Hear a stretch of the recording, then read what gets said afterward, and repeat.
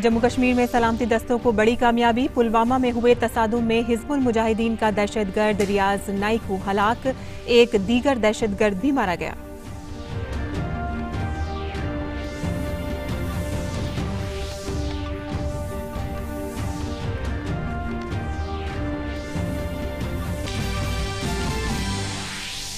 मुल्क के मुख्तलिफ हिस्सों में फंसे वर्करों के लिए रेलवे ने चलाई 100 से ज्यादा ट्रेनें। सोशल डिस्टेंसिंग का ख्याल रखते हुए पहुंचाया जा रहा है घर।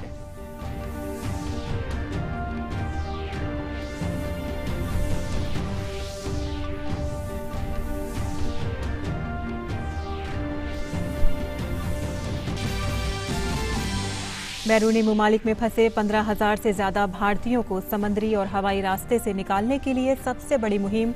7 दिन में 13 मुल्कों से लोगों को लाएंगे 64 तैयारे और 3 बहरी जहाज।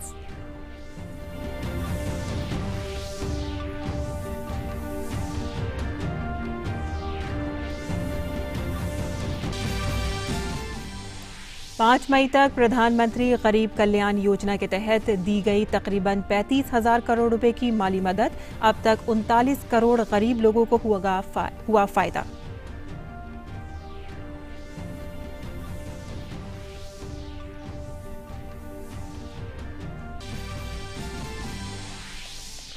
आरोग्य सेतु ऐप बनाने वाली टीम ने निजी जानकारियों को बताया मुकम्मल तौर पर महफूज। कहा कि सिस्टम को मुसलसल किया जा रहा है टेस्ट और अपग्रेड।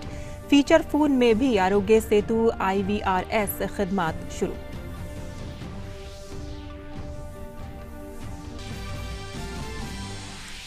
बीजेपी ने कांग्रेस पर लगाया कोरोना पर सियासत करने का इल्जाम। शाहनवाज हुसैन ने कहा कि मुल्क वबा से लड़ रहा है और कांग्रेस लीडर सियासत में मसरूफ।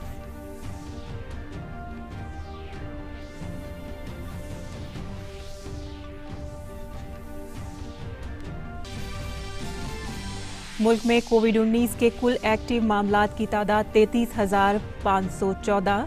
14,182 अफराद हुए सेहतियाब। अब तक 1,694 लोगों की कोरोना से गई जान।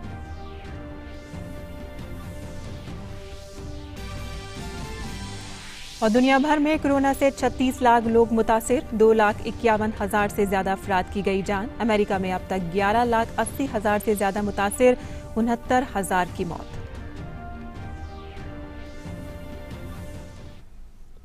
आदाब नाज़रीन, खबरनामे में आपका इस्तकबाल है। मैं हुसैमा खान। अब खबरें तफसील से और शुरुआत करते हैं इस वक्त की बड़ी खबर से, जहां जम्मू कश्मीर में सलामती दस्तों ने आज उस वक्त बड़ी कामयाबी मिली जब उन्होंने हिजबुल मुजाहिदीन के दहशतगर्द रियाज नाइको को हलाक कर दिया। पुलवामा में हुए एक तसादुम के दौरान इस दहशतगर्द को हलाक किया गया। इसके अलावा एक और दहशतगर्द भी हलाक किया गया है। रियाज नाइको तकरीबन 8 बरस से फरार था। इस तसादुम के बाद तलाशी मुहिम जारी है। और दिफाई उमूर के माहिर PK सहगल ने रियाज नाइको की हलाकत को बड़ी कामयाबी बताया है। Elimination of Riaz Naiku is a huge success for the security forces. He was the most prominent and most important Hizbul commander in South Kashmir, and his elimination would almost finish the Hizbul Mujahideen as far as South Kashmir is concerned. It's a mega success for the security forces. Railway ने कहा है कि यकूम मई से चलाई जा रही 115 श्रमिक special ट्रेनों से 1 लाख से ज्यादा फंसे हुए वर्करों को घर पहुंचाया गया है। मुल्क में जारी लॉकडाउन के सबब जगह जगह फंसे लोगों को घर पहुंचाने के लिए ये ट्रेनें चलाई जा रही हैं। इस दौरान सोशल डिस्टेंसिंग का पूरा ख्याल रखा जा रहा है।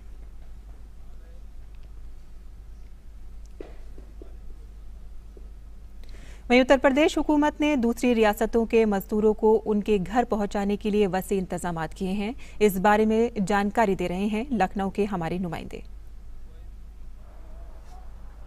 लॉकडाउन में अगर सबसे ज़्यादा तकलीफ किसी को हुई है तो वो मजदूर हैं जो दूसरे शहरों में फंसे हुए थे।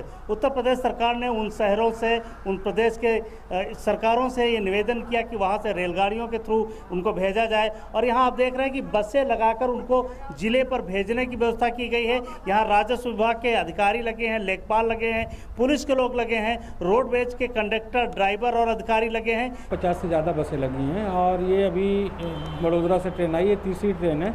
सुबह आनंद से, विहंगम से और ये बड़ोदरा तीसरी ट्रेन है लगातार। और प्रत्येक ट्रेन में 1200 साढ़े 1200 के लमसम यात्री हैं। इनकी मेडिकल स्क्रीनिंग कराई जा रही है। उसके बाद जो है नगर निगम के माध्यम से, जिला प्रशासन के माध्यम से इनको भोजन और पानी की व्यवस्था की गई है और इनको इनके निर्धारित रूट में, जो तमाम जिलों की निर्धारित रूट की 55 बसें हर शिफ्ट में लगाई गई थी, तो उसमें कम बेसी भी हो रही है, तो उसको लगा लिया जा रहा है। क्या आप संतुष्ट हो? संतुष्ट तो यहाँ तो बहुत बढ़िया व्यवस्था है, बहुत अच्छी व्यवस्था है, बहुत बढ़िया व्यवस्था है कि ये पूरी तरीके से अपने घर पहुंच जाएं, और जब ये घर पहुंच जाएंगे तो इन्हें 21 दिन के लिए क्वारंटीन किया जाएगा, जिससे अगर कोई बीमारी के लक्षण है तो कम से कम ये दूसरों को न फैला सके। कैमरा पर्सन दिनेश के साथ मैं ramen Singh, DD news, Lucknow. वहीं मुल्क के मुख्तलिफ हिस्सों में फंसे मजदूर और तलबा ट्रेनों के जरिए बिहार के मुख्तलिफ स्टेशनों पर पहुंच रहे हैं। जांच के बाद इन लोगों को क्वारंटीन सेंटरों में रखा गया है। इस सिलसिले में जानकारी दे रहे हैं हमारे नुमाइंदे सलमान हैदर। 1300 श्रमिकों को लेकर आज एक ट्रेन खगड़िया पहुंची है, जिसमें तेलंगाना से यात्री आए हैं। सहरसा, कटिहार, सीतामढ़ी और दूसरे स्टेशनों पर लगातार यात्री ट्रेनें आ रही हैं और अपने साथ श्रमिकों और स्टूडेंट्स को ला रही हैं, जो बहुत दिनों से लॉकडाउन के कारण वहां विभिन्न स्थानों पर फंसे हुए थे। इन्हें 21 दिनों के लिए अपने होम ब्लॉक में घर के पास या गांव के पास क्वारंटाइन किया जाएगा। कैमरा पर्सन मुकेश के साथ सलमान हैदर, दूरदर्शन समाचार, पटना। बैरूनी ममालिक में फंसे तकरीबन 15,000 भारतीयों को समुद्री और हवाई रास्ते से निकालने की सबसे बड़ी मुहिम कल से शुरू होगी। इस सिलसिले में ज़ाब्ते वज़ा कर दिए गए हैं। वंदे भारत मिशन नामी इस मुहिम के तहत मुल्क के 14 शहरों से 64 परवाजें दुनिया के 12 मुल्कों में जाकर भारतीयों को वापस लाएंगी। पहले मरहले में 14,800 अफराद को पहले मरहले में निकाला जाएगा। इन ममालिक में वाक़े भारतीय सिफारत खानों ने निकाले जाने वालों की फहरिस्त तैयार की है। इन अफराद से मुनासिब किराया लिया जाएगा। और वजारत दाखिला ने बैरूनी ममालिक में फंसे लोगों को निकालने से मुतालिक रहनुमा उसूल तैयार किए हैं। इसके तहत इन लोगों को सफ़र में तरजीह दी जाएगी जो मुश्किल में हैं। इनमें ऐसे नकल मकानी करने वाले वर्कर शामिल हैं जिनकी नौकरियां खत्म हो गई हैं, ऐसे लोग जिनकी कलील मुद्दती वीज़ा की मुद्दत खत्म हो रही है, जिन्हें मेडिकल इमरजेंसी लाहक है, हामला खवातीन और बुजुर्गों को भी तरजीह दी जाएगी। सफ़र का खर्च मुसाफिरों को देना होगा। सवार होने से पहले तमाम मुसाफिरों को ये हलफनामा देना होगा कि भारत पहुंचकर कम से कम 14 दिन क्वारंटीन रहेंगे। जहाज में सवार होते वक्त तमाम मुसाफिरों की थर्मल स्क्रीनिंग की जाएगी और ऐसे मुसाफिरों को ही जाने की इजाज़त होगी जिनके अंदर बीमारी की अलामत ना पाई जाए। मुसाफिरों को आरोग्य ऐप में इंदराज कराना भी जरूरी होगा।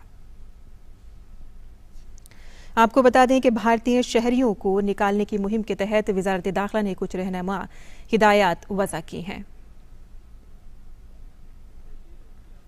और डिजिटल अदायगी का इस्तेमाल करते हुए तकरीबन 39 करोड़ गरीबों को 5 मई तक प्रधानमंत्री गरीब कल्याण पैकेज के तहत 34,800 करोड़ रुपए की माली मदद की गई है। कोविड-19 की वजह से लॉकडाउन के असरात से गरीबों को बचाने के लिए राहत पैकेज का ऐलान मरकजी वजीर खजाना निर्मला सीतारमण ने 26 मार्च को किया था। इस पैकेज के तहत हुकूमत ने खवातीन और गरीब बुजुर्ग शहरियों और किसानों को मुफ्त अनाज और नकद अदायगी का ऐलान किया था। पैकेज पर तेजी से अमल आवरी के लिए मरकज और रियासती हुकूमतों के जरिए मुसलसल निगाह रखी जा रही है। वजारत खजाना, मुतालिका वजारत, काबीना सेक्रेटरी और वजीर आजम के दफ्तर ये यकीनी बनाने में कोई कसर नहीं छोड़ रहे हैं कि माली इमदाद फौरी तौर पर जरूरतमंदों तक पहुंचे। फवाइद की रास्त मुंतकली से इस बात को यकीनी बनाया गया है कि रकम बराह रास्त मुस्तफिदीन के खाते में मुंतकिल हो।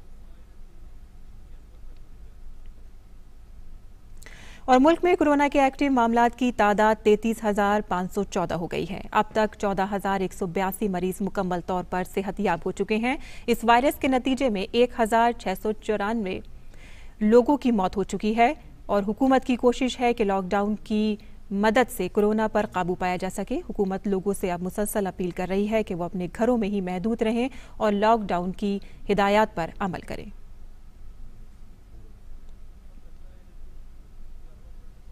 मरकजी वज़ीर सेहत डॉक्टर हर्षवर्धन ने आज महाराष्ट्र और गुजरात के वज़राए सेहत व दीगर ओहदेदारों से कोरोना की सूरत हाल पर गुफ्तगू की। मरकजी वज़ीर सेहत ने कहा कि मरकज महाराष्ट्र और गुजरात की कोरोना के खिलाफ जंग में हर तरह से मदद करेगी। उन्होंने कहा कि हुकूमत की पूरी कोशिश है कि जल्द अज जल्द तमाम अजला को ग्रीन जोन बनाए। निश्चित रूप से महाराष्ट्र भारत के उन प्रांतों में से एक है जो हम सबके लिए भी थोड़ा सा ज़्यादा चिंता का विषय बना हुआ है, क्योंकि यहाँ पर 36 हमारे ज़िलों में से 34 ज़िले जो हैं वो कोरोना के प्रकोप से प्रभावित हैं। 14,541 केस हो चुके हैं, 583 मृत्यु हो चुकी है। हमें अंततोगत्वा उस स्थिति में पहुंचना है जब हमारे सारे जिले एक दिन ग्रीन जोन बनेंगे और वहां पर 21 दिन 28 दिन से कोई भी केस नहीं आया होगा। ये हमारे सबके सम्मिलित और संगठित प्रयास से और मनोयोग से संभव हो पाएगा। उत्तर प्रदेश के वजीर आला योगी आदित्यनाथ ने कोविड-19 से पैदा सूरत हाल का मीटिंग करके जायजा लिया। उन्होंने 11 मुख्तलिफ कमेटियों के सरबराहान के साथ सूरत हाल पर तबादला ख्याल किया। और यूपी हुकूमत ने कोरोना से लड़ रहे एहलकारों के सिलसिले में ऑर्डिनेंस जारी किया है। इसका मकसद सेहत, सफाई और सिक्योरिटी एहलकारों का तहफ्फुज़ यकीनी बनाना है। एक अलग से अध्यादेश इस बात का लाया जा रहा है कि इसमें पूरी तरीके से उनको प्रोटेक्शन दिया जाए। डॉक्टर्स, पैरामेडिकल स्टाफ, नर्सेज, सफाई कर्मचारी और जितने भी कोरोना वायरस के रूप में इसमें संलग्न है, सभी लोगों को ये प्रोटेक्शन इस अध्यादेश के माध्यम से मिलेगा। और ये जब तक ये महामारी अधिनियम लागू रहेगा तब तक उनको ये विशेषाधिकार प्राप्त होगा। और उत्तर प्रदेश में पेट्रोल 2 रुपये और डीजल की कीमत में 1 रुपये फी लीटर का इजाफा किया गया है। उत्तर प्रदेश के वजीर खजाना सुरेश खन्ना ने बताया है कि बढ़ती हुई कीमत आज निफ्स शब से नाफिज हो जाएगी। पेट्रोल के अभी वर्तमान में 71 रुपये 91 पैसे है, जिसको बढ़ाकर अब 73 रुपये 91 पैसे हो जाएगा। और डीजल का वर्तमान प्राइस 62 रुपये 86 पैसे है, इसके स्थान पर 63 रुपये 86 पैसे होगा और यह तत्काल प्रभाव से लागू है। और आरोग्य सेतु ऐप बनाने वाली टीम ने एक बार फिर वाज़ेह किया है कि इस ऐप की वजह से लोगों की निजी और हसास जानकारियों से कोई समझौता नहीं होता। टीम का कहना है कि ऐप पूरी तरह से महफूज है। टीम ने उन बातों को मुस्तरद कर दिया है जिसमें डेटा के गैर महफूज होने का दावा किया गया था। और एंड्रॉयड फ़ोन के बाद अब फीचर फ़ोन रखने वालों के लिए भी हुकूमत ने आरोग्य सेतु IVRS खिदमात की शुरुआत की है। इसके साथ ही अब 1921 टोल फ्री नंबर पर मिस्ड कॉल देकर भी कोरोना की ट्रैकिंग हो सकेगी। फीचर फ़ोन यानी कि वो फ़ोन जो कि स्मार्ट नहीं है और लैंडलाइन फ़ोन से भी इन खिदमात का फ़ायदा उठा सकते हैं।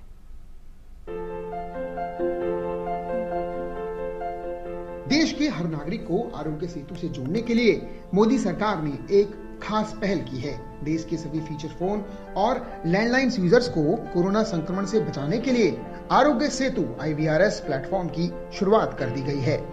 आरोग्य सेतु IVRS प्लेटफॉर्म एक टोल फ्री सेवा है।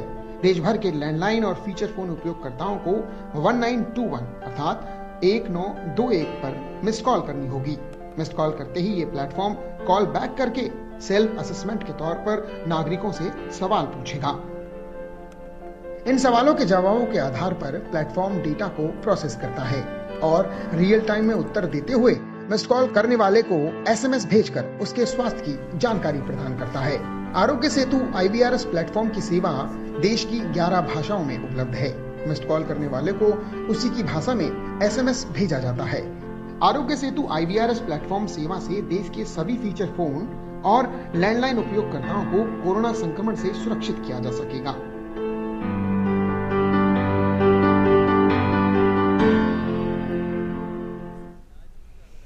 मरकजी हुकूमत ने कहा है कि फूड कॉरपोरेशन ऑफ इंडिया के गोदामों में अनाज का न सिर्फ वाफिर मिकदार मौजूद है बल्कि लॉकडाउन के दौरान इजाफी गेहूं और चावल की मुफ्त ज़रूरियात को मुकम्मल किया जा सकता है।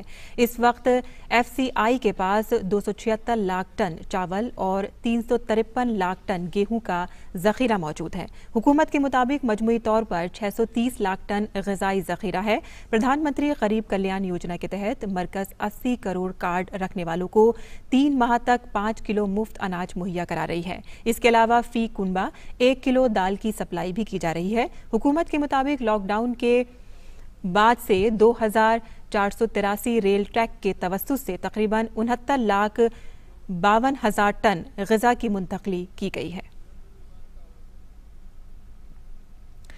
बीजेपी के लीडर शाहनवाज हुसैन ने कांग्रेस को हदफ तनकीद बनाते हुए कहा कि वो कोरोना जैसी वबा पर भी सियासत कर रही है। उन्होंने कांग्रेस के रवैये की मजम्मत की। कोरोना के खिलाफ लड़ाई में पूरी दुनिया एकजुट होकर लड़ रही है। भारत भी कोरोना के खिलाफ लड़ाई में एकजुट होकर उस लड़ाई को लड़ रहा है, लेकिन कांग्रेस पार्टी इसके अंदर भी सियासत कर रही है।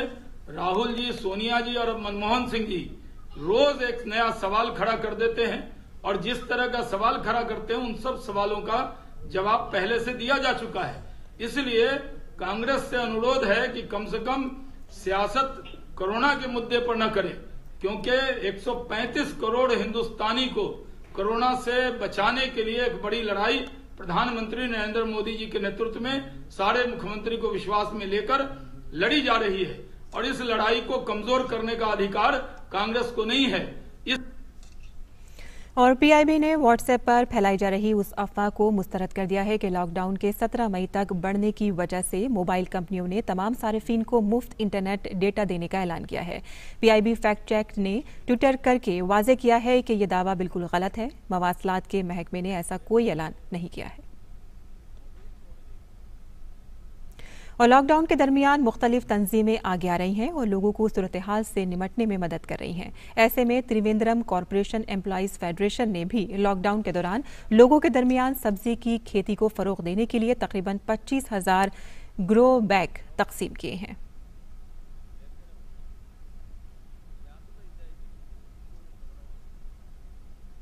और अब आलमी खबरों पर नजर डाल लेते हैं, जहां दुनिया भर में कोरोना इन्फेक्शन से मरने वालों की तादाद 2,54,000 से तजावुज कर गई है।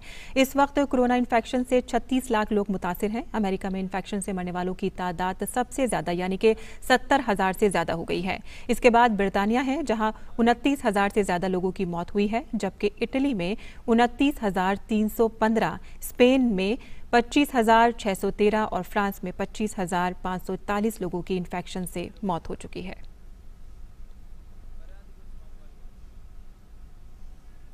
अमेरिकी सदर डोनाल्ड ट्रंप ने वजाहत की है कि व्हाइट हाउस ने कोरोना टास्क फोर्स को खत्म करने का फैसला किया है। उन्होंने कहा कि टास्क फोर्स ने अपना काम बखूबी अंजाम दिया, लेकिन अब इसमें तब्दीली की जाएगी। अमेरिकी नायब सदर माइक पेंस ने भी कहा है कि कोरोना टास्क फोर्स आइंदा कुछ हफ्तों में खत्म कर दी जाएगी। फिलवक्त अमेरिका में रोजाना औसतन 20,000 कोरोना मामलात सामने आ रहे हैं, जबकि रोजाना 1,000 से ज्यादा लोगों की जानें जा रही हैं। वहीं फ्रांस अब कोरोना वायरस की वजह से नाफिज लॉकडाउन में नरमी की तैयारी कर रहा है। मुल्क में कुछ तालीमी इदारे भी दोबारा खोले जाएंगे। मार्च के वक्त से बंद होने वाले KG और प्राइमरी स्कूल सफाई की सख्त शराइत के साथ 12 मई से क्लासेस दोबारा शुरू करेंगे। ज्यादातर क्लासों में ज्यादा से ज्यादा 15 बच्चों को बैठाया जाएगा और सोशल डिस्टेंसिंग पर अमल किया जाएगा। सेकेंडरी स्कूलों को दोबारा खोलने का फैसला हर खत्ते में कोरोना वायरस के फैलाव की बुनियाद पर किया जाएगा। फिलहाल हाई स्कूल बंद रहेंगे। फ्रांस में कोविड-19 से मरने वालों की तादाद 25,000 से ज्यादा है, जबकि वहां कुल मामलों की तादाद 1,70,000 से ज्यादा हो गई है। हालांकि अमवात की शरह में कमी आ चुकी है और संगीन नौइयत के मामलात की तादाद भी मुसलसल कम हो रही है। वहीं दूसरी जानिब एक वक्त कोविड-19 से बुरी तरह से मुतासर हो चुके चीन के वुहान से एक अच्छी खबर आई है। आज वहां तमाम 121 हाई और वोकेशनल स्कूलों में सीनियर तलबा की वापसी हुई है। सबसे पहले खुलने वाले जुमरे में 83 हाई स्कूल और 38 सेकेंडरी वोकेशनल स्कूल शामिल हैं। स्कूल वापस जाने से पहले तमाम तलबा और असातिज़ा के कोविड-19 टेस्ट किए गए जो मनफी आए। फिलहाल वुहान ने सिर्फ सीनियर हाई स्कूल के तलबा के लिए स्कूल खोलने का वक्त तय किया है। जूनियर और सीनियर मिडिल स्कूल खोलने के लिए कोई तारीख तय नहीं की गई है। वहीं कोरोना वायरस के खतरे को देखते हुए दुनिया भर में खेल मुकाबले मुलतवी कर दिए गए हैं, जबकि खिलाड़ी भी लॉकडाउन की वजह से अपने घरों में ही कैद हैं। अब क्रोएशिया में सूरत हाल मामूल पर आ रही है और खेलों की सरगर्मियां भी यहां देखने को मिलने लगी हैं। लॉकडाउन में ढील के बाद रियो ओलंपिक में मर्दों के डबल स्किल फातेह वॉलिन और मार्टिन स्नोकविच अपनी रोइंग बोट के साथ प्रैक्टिस करते हुए नजर आए। इन दोनों खिलाड़ियों की निगाहें अगले साल के ओलंपिक पर मरकूज हैं। गौरतलब है कि कोविड-19 वबा की वजह से इस साल जापान में होने वाले ओलंपिक को अगले साल तक के लिए मुलतवी कर दिया गया है। और बच्चे हमेशा अनोखे तरीके से अपने जज्बात का इजहार करते हैं और इसीलिए यूनिसेफ ने ब्राजील के लिए एक प्रोग्राम फीलिंग ऑन पेपर मुतारुफ कराया है, ताकि कोरोना वबा की वजह से लॉकडाउन के इस दौर में बच्चों का जहनी तनाव कम किया जा सके और वो अपनी तख्लीकी सलाहियत लोगों के सामने रख सकें। बच्चों ने कागज पर बेहद खूबसूरत तरीके से ड्राइंग के जरिए ये दिखाने की कोशिश की है कि वे मौजूदा वक्त में कितने खुश हैं और उन्हें बोरियत का सामना नहीं है। दरहकीकत वजारत सेहत के मुताबिक ब्राजील में अब तक 1,14,000 से ज्यादा कोरोना वायरस इन्फेक्शन के मामला सामने आ चुके हैं, जबकि तकरीबन 8,000 मौतें हो चुकी हैं। और अब बात करते हैं रमजान और कोविड-19 की वजह से रमजान के दौरान बरती जाने वाली एहतियाती तदाबीर की।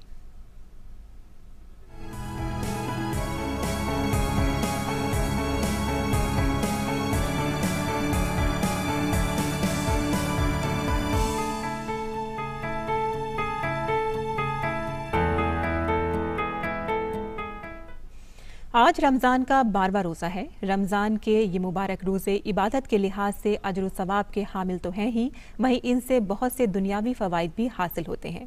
रोज़ा जहां हमें अपनी ज़ात पर कंट्रोल सिखाता है और इससे माशरे में हसासियत और इसार का जज्बा भी परवान चढ़ता है। रोज़ा एक इबादत के साथ साथ इंसानी शख्सियत की तकमील में भी अहम किरदार अदा करता है। रोज़ा दरअसल इंसानी इरादे की मजबूती का इजहार है। रमज़ान की महीने भर की रियाजत इंसान की मजबूत क़ुव्वत इरादी के लिए एक मश्क की तरह है। इंसान की शख्सियत उसकी बहुत सी आदतों का मजमुआ होती है। उनमें से बहुत सी आदतें वो हैं जो इरादे की कमज़ोरी का सबब बनती हैं। कमज़ोर क़ुव्वत इरादी इंसान की शख्सियत की तकमील में बड़ी रुकावट साबित होती है। रमज़ान में फ़र्ज़ किए गए रोज़े आदतों पर इरादे को गलबा दिलाने की रियाजत हैं। रोज़े की ख़ुसूसियत यह है कि उसमें भूख की शिद्दत और ग़िज़ा की फराहमी के बावजूद इंसानी इरादा उसको खाने से रोके रखता है। प्यास से हलक चटक रहा होता है, लेकिन इंसानी इरादा सामने रखा हुआ पानी पीने से बाज रखता है। इस रियाजत से जब इंसानी इरादे को वो मजबूती मिल जाती है कि वो जायज़ ज़रूरियात तक से ख़ुद को रोक सके, तो फिर उसके लिए बुराइयों से बचना बहुत आसान हो जाता है। मजबूत क़ुव्वत इरादी ज़िंदगी के मुख्तलिफ महाज़ों पर कामयाब और सुरखरू करती है। रमज़ान मुबारक में दूसरों की खबरगिरी और मदद की ताकीद करके इंसान को खुद से ज़्यादा दूसरों के लिए जीने का आदी बनाया जाता है। यही वजह है कि अक्सर लोग रमज़ान में ज़कात अदा करते हैं। समाज के कमज़ोर तबके के बारे में निस्बतन मजबूत तबके की जिम्मेदारी तय करना ज़कात की असल है। कोरोना वायरस के कहर के दरमियान जहां रमज़ान की कुछ सरगर्मियां महदूद हो गई हैं, वहीं इन हालात ने नेकी के मौक़े भी पैदा किए हैं। ऐसे में जबकि बहुत से लोगों को मदद की ज़्यादा ज़रूरत है, खैरात और ज़कात की मानवियत ज़्यादा बेहतर तरीके से समझी जा सकती है। लॉकडाउन की वजह से रमज़ान की नौयत में आई तब्दीली का एक मुस्बत पहलू यह है कि अब उसकी इबादत में सादगी मज़ीद बढ़ गई है, जो कि खुद रमज़ान का मतलूब व मकसूद रहा है। मालिक अश्तर, DD न्यूज़। और रमज़ान के दूसरे अशरे को मग़फ़िरत का अशरा कहा जाता है। इस दौरान अपने गुनाहों की तौबा करके रब को राज़ी करने की कोशिश की जाती है। रमजानुल मुबारक का दूसरा अशरा जारी है। इसे मग़फ़िरत का अशरा कहा जाता है। अपने गुनाहों से तौबा करने के लिए लोग ज़्यादा से ज़्यादा इबादत करते हैं। दरअसल ये माह एक अजीम नेमत है। इसमें नूर और बरकतों का नुज़ूल होता है। इस माह लोग जिंदगी के बकिया कारोबार की मसरूफियात को तर्क करके खुद को अपने रब की इबादत में मसरूफ कर लेते हैं। रमज़ान रहमत, मग़फ़िरत और जहन्नम की आग से निजात के 3 अशरों में तक़सीम किया गया है। इस मुक़द्दस माह में कुरान करीम नाजिल हुआ जो सचश्मा हिदायत है। इस माह का मकसद ये है कि गफलत के पर्दों को दिल से दूर किया जाए और जो गुनाह अब तक हुए हैं उन्हें तौबा इस्तिग़फ़ार से माफ़ कराया जाए। रोज़े का मकसद इस माह में सिर्फ भूख और प्यास से बाज रहना ही नहीं है, बल्कि इसके ज़रिए अहकामात की पाबंदी, ईमानी व रूहानी तकाज़ों की ताबेदारी व फरमाबरदारी को बजा लाए। अल्लाह के अहकामात पर अमल आवरी करते हुए नफसानी ख्वाहिशात, भूख और शहवतों के तकाज़ों को दबाने की आदत डाली जाए। रमज़ान के दौरान नेकी की आदत डालने का बड़ा अच्छा मौका मिलता है। इसका शुक्र नेमत यही है कि हम बुराइयों से बचें और अच्छाइयों को अपनी ज़िंदगी में शामिल करने का सच्चा अहद करें। ज़ीशान अहमद की report, DD news Urdu coverage. और मुल्क के उलमा ने लोगों से अपील की है कि वो रमज़ान के दौरान लॉकडाउन का ख्याल रखें। इबादत के दौरान सोशल डिस्टेंसिंग पर भी अमल करने की अपील की गई है। कोरोना वायरस के सबब मुल्क में लॉकडाउन का सिलसिला चल रहा है। मरकज़ी और सूबाई हुकूमत की जानिब से मुसलसल एहतियाती तदाबीर पर अमल करने की गुजारिश की जा रही है। हम सब एहतियाती तदाबीर पर अमल करते हुए नमाज़ों का अहतमाम घर में करें, तरावी की नमाज भी घर में अदा करें, जुमे के दिन ज़ोहर की नमाज घर में अदा करें, इफ्तारी भी घर में करें, मुसलसल सारी इबादतों का सिलसिला घर में जारी रखें। बिलखुसूस मैं तमाम नौजवानों से, ख़वातीन से गुजारिश करना चाहता हूँ कि आप किसी तरह की शॉपिंग वगैरह के लिए घर से बाहर ना निकलें। बहुत ही सादगी के साथ रमज़ानुल मुबारक का एहतमाम करें और मुसलसल कोरोना वायरस से आलम इंसानियत को और वतन अजीज़ हिंदुस्तान को नजात के लिए दुआ करते रहें। इस रमज़ान में आलमी वबा कोरोना वायरस के ताल्लुक़ से अपने मुल्क हिंदुस्तान के बाशिंदों से ये अपील करना चाहता हूँ कि कोरोना वायरस आलमी वबा की शक्ल इख्तियार कर चुका है। इससे अपने आप को बचाना हम सब की बुनियादी जिम्मेदारी है। लिहाजा बिला ज़रूरत घर से बाहर ना निकले, सोशल डिस्टेंस का ख़ास ख्याल रखें। इस माह मुक़द्दस रमज़ान में बार बार वज़ू करें और ज़्यादा से ज़्यादा कुरान मजीद की तिलावत करें। नमाज और तरावीह अपने घरों पर ही अदा करें। हमारी माएँ और बहनें शॉपिंग से बिल्कुलिया परहेज़ करें। इस माह मुक़द्दस रमज़ान में कोरोना वायरस की वजह से जो लोग परेशान हैं उनकी मदद करें और उन्हें हौसला दें।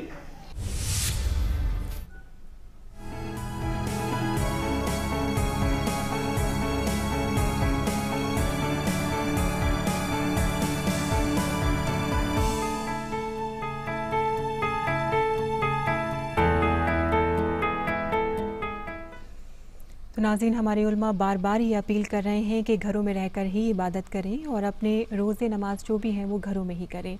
इसी पैगाम के साथ आपसे इजाज़त लेते हैं, लेकिन कल सुबह 9 बजे आपसे फिर मुलाकात होगी उर्दू बुलेटिन में। अब इजाज़त दीजिए, आदाब।